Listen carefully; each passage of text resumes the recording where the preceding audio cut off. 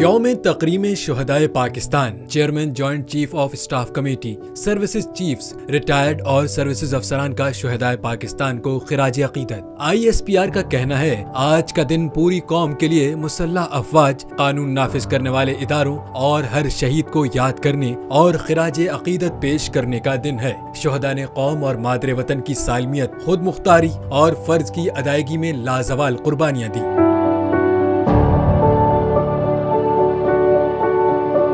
ISPR की जानिब से कहा गया है कि शुहदा की लाजवाल कुर्बानियां वतन अजीज की आने वाली नस्लों के लिए मशअले राह हैं। पाकिस्तान के दुश्मनों के प्रोपेगेंडे से कतई नजर इन कुर्बानियों को कभी फरामोश नहीं किया जाएगा। ISPR का कहना है पाकिस्तानी कौम शुहदा और उनके काबिल फख्र खानदानों के दिल की गहराइयों से मकरूज है। शुहदा हमारा फख्र थे, हैं और हमेशा रहेंगे।